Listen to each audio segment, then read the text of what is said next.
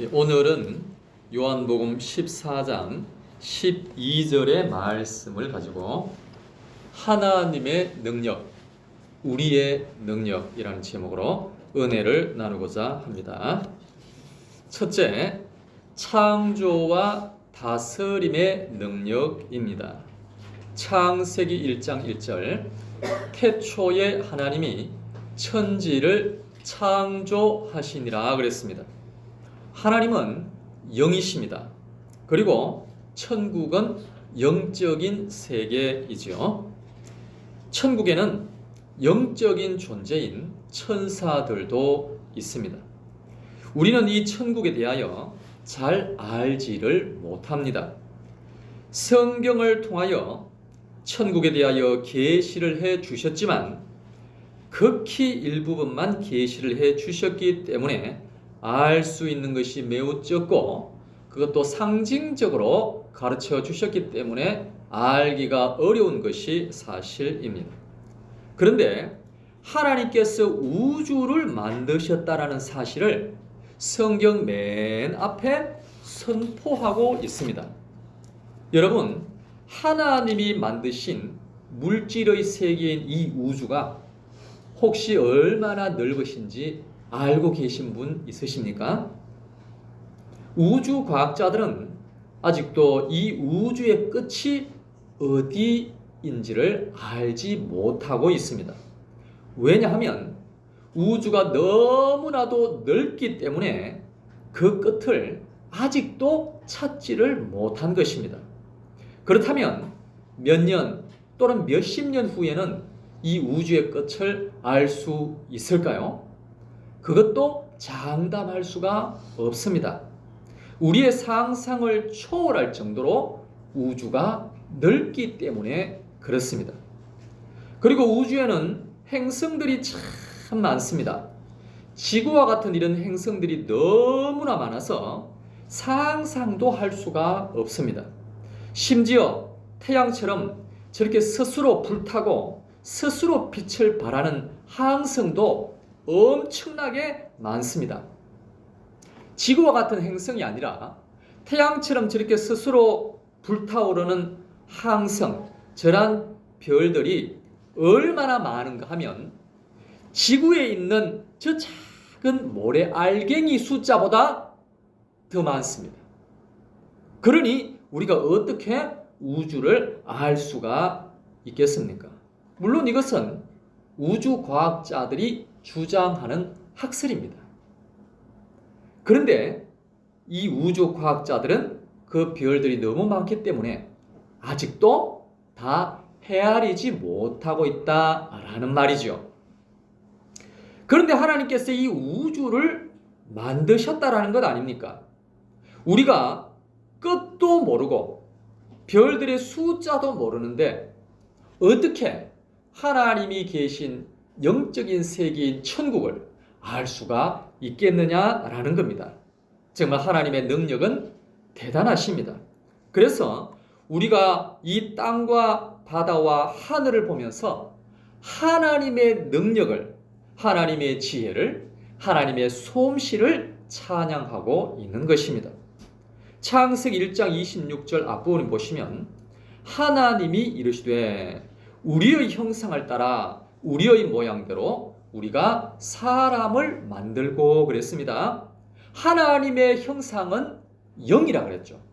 그래서 하나님은 우리를 그 형상대로 영적인 존재로 만드셔서 하나님을 알게 하시고 영이신 하나님을 예배하게 하시고 영이신 하나님과 교제하게 하셨습니다. 그러나 동물을 만드실 때는 하나님의 형상대로 만들지 않으셔서 동물은 하나님을 알래야 알 수도 없는 것입니다. 왜냐하면 동물에게는 영이 없기 때문에 그렇습니다. 그런데 영은 능력이 있습니다.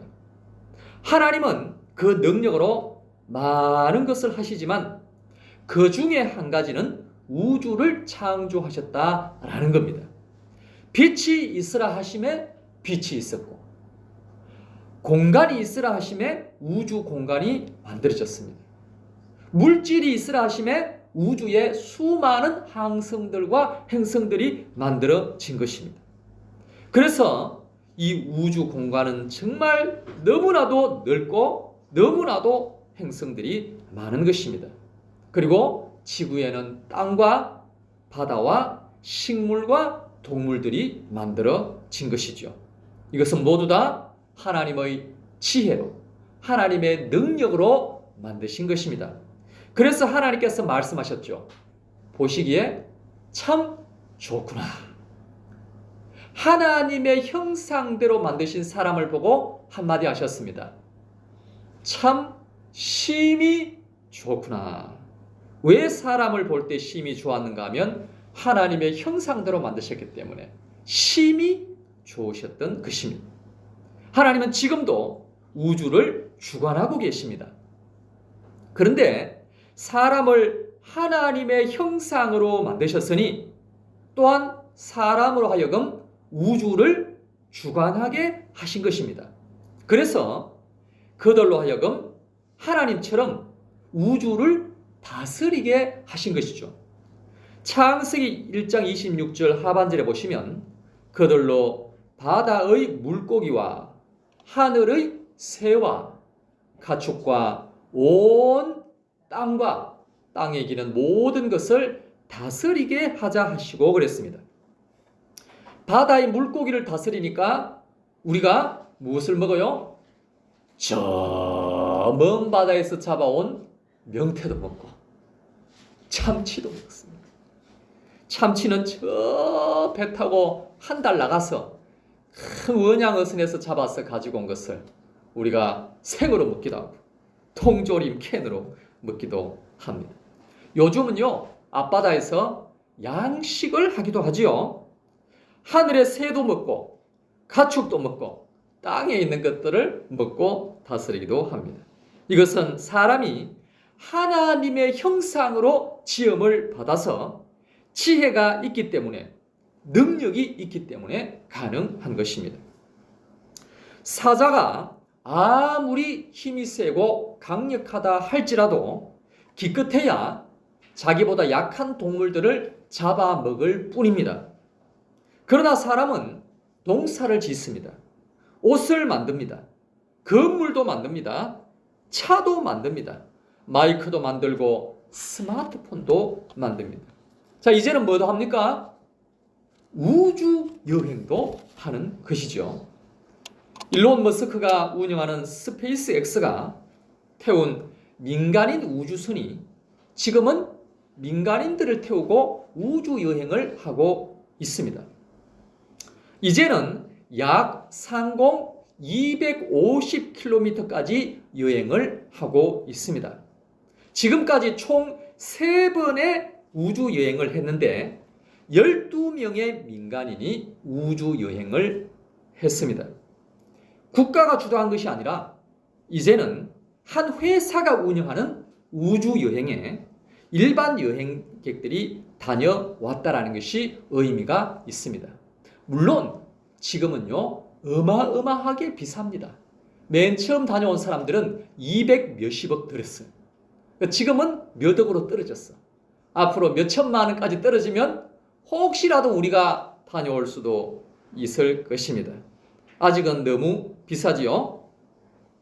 앞으로 계속해서 우주 여행이 늘어날 것입니다. 이후에는 달에도 가게 될 것이고 더 멀리까지 여행하게 될 것입니다. 이것은 하나님께서 우리에게 지배하고 정복하고 다스리라고 하셨기 때문에 이제는 우리가 우주까지 이렇게 다스리게 된 것입니다. 정말 하나님의 계획은 어디까지인지 놀랍기만 합니다. 어쩌면 앞으로는 우리가 눈으로 볼 수 없는 참 먼 별까지도 다녀올 수 있을지도 모릅니다. 물론 천국에 비하면 아무것도 아니지만 이 땅에서의 다스림도 우리에게 주신 사명이기 때문에 계속해서 발전을 해 나가는 것입니다. 이처럼 다스림과 발전을 위해서는 지혜가 필요합니다. 그러므로 더욱더 기도하여서 지혜가 충만할 수 있게 되기를 간절히 바랍니다. 두 번째로는 구원의 능력입니다. 이사야서 64장 6절, 무릇 우리는 다 부정한 자 같아서 우리의 의는 다 더러운 옷 같으며 우리는 다 잎사귀 같이 시들므로 우리의 죄악이 바람같이 우리를 몰아가나이다 그랬습니다. 아담이 범죄함으로 말미암아 죄인이 되었고 그의 후손인 온 인류는 죄인으로 태어나게 되었습니다. 그래서 인간 스스로는 의에 이를 수가 없고 죄의 삭신 사망을 당하게 된 것입니다. 영원한 심판을 받게 된 것이죠. 그러나 하나님께서 우리에게 구원을 선물로 주셨습니다. 에베소서 2장 8절, 너희는 그 은혜에 의하여 믿음으로 말미암아 구원을 받았으니 이것은 너희에게서 난 것이 아니요 하나님의 무엇이라? 선물이라 그랬습니다. 하나님의 은혜가 아니면 우리는 구원을 받을 수가 없습니다. 오직 하나님의 능력으로, 오직 하나님의 은혜로 구원을 선물로 받은 줄 믿습니다.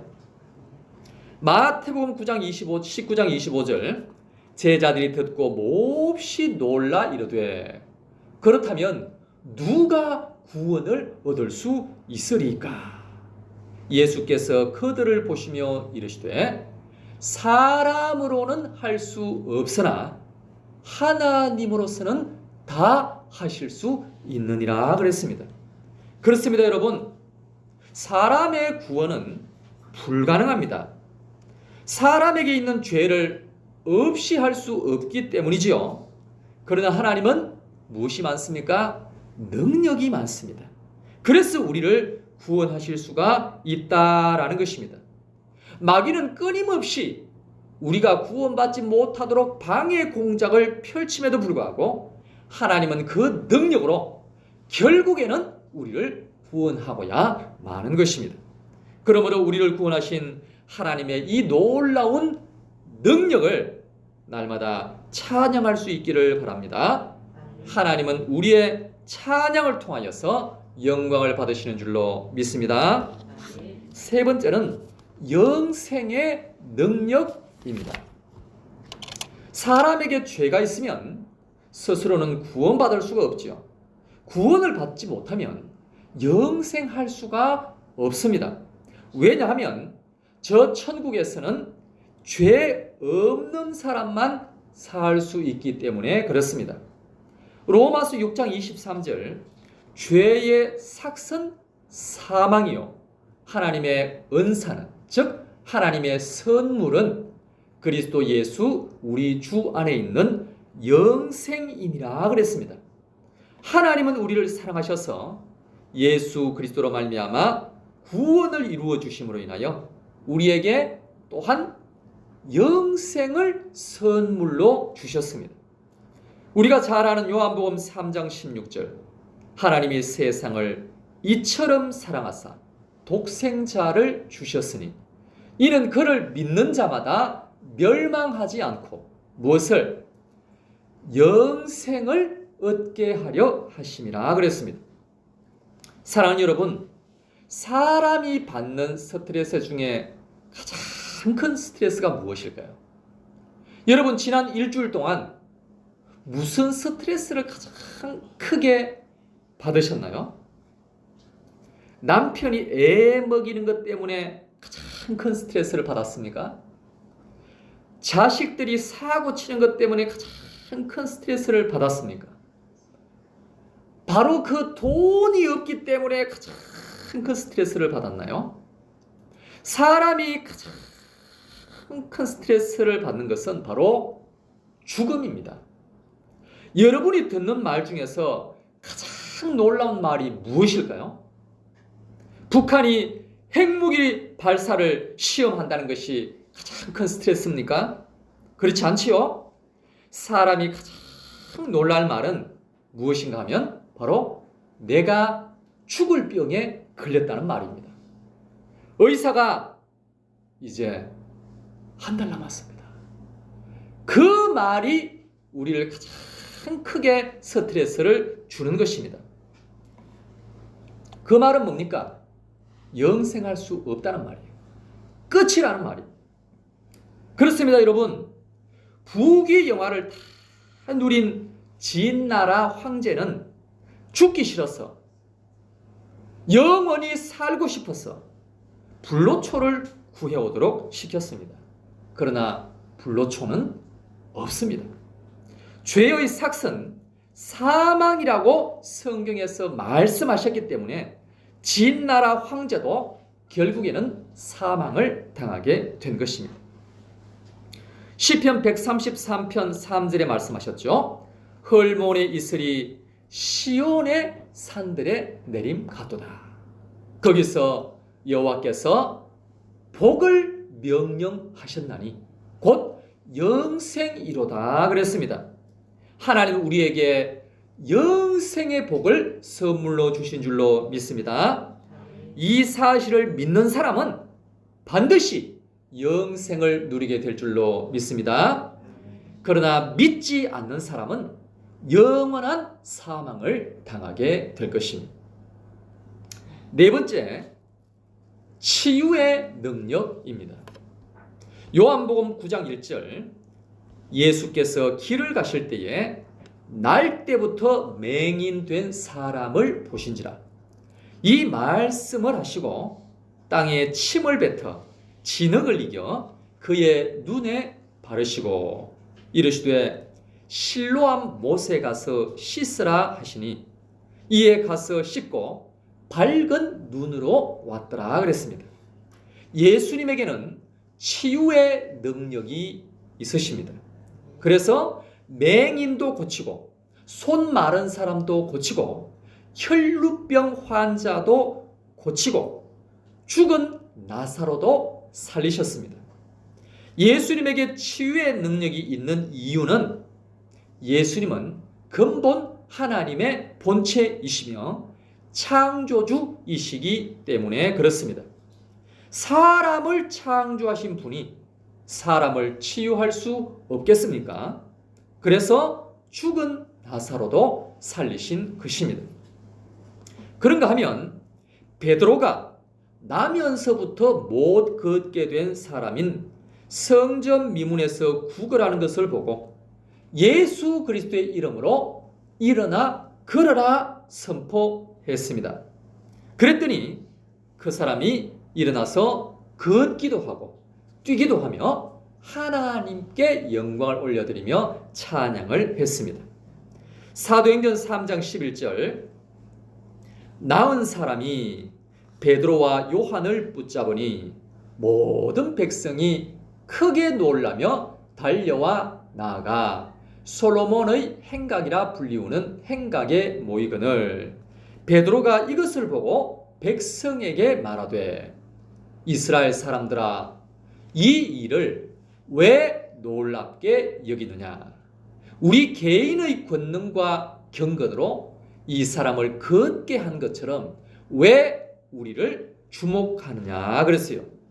16절, 그 이름을 믿음으로 그 이름이 너희가 보고 아는 이 사람을 성하게 하였나니 예수로 말미암아 난 믿음이 너희 모든 사람 앞에서 이같이 완전히 낫게 하였느니라 그랬습니다. 사랑하는 여러분, 베드로는 능력이 없습니다. 다만 베드로가 믿는 예수 그리스도께 능력이 많이 있는 줄로 믿습니다. 요한복음 14장 12절, 오늘 본문 말씀이지요. 내가 진실로 진실로 너희에게 이르노니 나를 믿는 자는 내가 하는 일을 그도 할 것이요 또한 그보다 큰 일도 하리니 이는 내가 아버지께로 감이라 그랬습니다. 사랑하는 여러분, 오늘 우리도 베드로처럼 예수 그리스도를 믿습니다. 그렇다면 우리도 예수 그리스도의 이름으로 치유를 행할 수 있는 줄로 믿습니다. 우리도 간절히 기도하고 담대하게 선포하면 기적이 일어나게 될 줄로 믿습니다.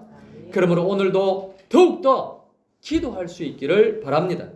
치유의 역사가 일어나게 해달라고 간절히 부르짖어 기도할 수 있기를 바랍니다. 기적이 일어나게 해달라고 더욱더 부르짖을 수 있기를 바랍니다. 그리고 담대하게 믿음으로 선포할 수 있기를 바랍니다. 그러면 병자가 치유받게 되고 기적이 일어나게 될 줄로 믿습니다. 마지막 5번째로 사랑의 능력입니다. 요한일서 4장 16절, 하나님이 우리를 사랑하시는 사랑을 우리가 알고 믿었노니 하나님은 사랑이시라 그랬습니다. 하나님은 사랑이시다. 이 말은 하나님의 속성이 사랑이라는 말씀입니다. 그러나 우리에게는 이 사랑이 없습니다. 그러면 어떻게 해야 합니까? 기도가 있지 않습니까? 하나님의 사랑을 나에게 부어 주시옵소서. 기도해야 하는 것입니다. 지난번에도 말씀드렸죠. 그 훌륭한 손양은 목사님께서 자기 2 아들을 죽인 청년을 재판하는 그 판사에게 이 청년을 용서해 달라고 탄원서를 써서 올렸습니다. 그리고 그 청년을 양자로 삼아서 자기 집에 함께 평생을 살았습니다. 그러나 자기 2 아들을 죽인 이 청년을 진정으로 사랑할 수는 없었습니다. 아무리 하나님 말씀에 순종하여 원수를 사랑하라고 해서 자기 집에 입양하여서 함께 살기는 했지만 자기 감정까지는 자기 마음대로 어떻게 할 수가 없었던 것이지요. 그래서 하나님께 이 청년을 사랑할 수 있는 마음을 달라고 간절히 기도했다고 말씀하고 있습니다. 오늘 우리에게는 사랑이 있습니까? 미워하는 마음이 없다고 해서 사랑하는 마음이 있는 것은 아닙니다. 여름에 더우면 에어컨을 켭니다. 그런데 시간이 지나서 겨울이 왔습니다. 추운 겨울이 왔는데 에어컨을 켜지 않았다고 해서, 에어컨을 껐다고 해서 따뜻해집니까? 겨울에 따뜻해지려면 에어컨을 끄는 것이 아니라 온풍기를 켜야 하는 것입니다. 사랑하는 여러분, 마찬가지로 미워하는 마음이 없다고 해서 사랑이 생기는 것은 아닙니다. 사랑이 있으려면 하나님께 있는 바로 그 사랑을 받아야만 하는 것입니다. 그러므로 하나님께 사랑을 다하려고 간절히 기도해야 하는 것입니다. 그렇게 한다면 후히 주시고 꾸짖지 아니하시는 하나님께서 그 사랑을 우리에게 부어주실 줄로 믿습니다. 그 사랑을 받은 사람만이 이제는 하나님의 사랑으로 사랑할 수가 있게 되는 것입니다. 그렇게 한다면 반드시 이 땅에서도 천국을 맛보게 될 줄로 믿습니다. 이 시간 다 같이 합심하여 기도하겠습니다. 기도하실 때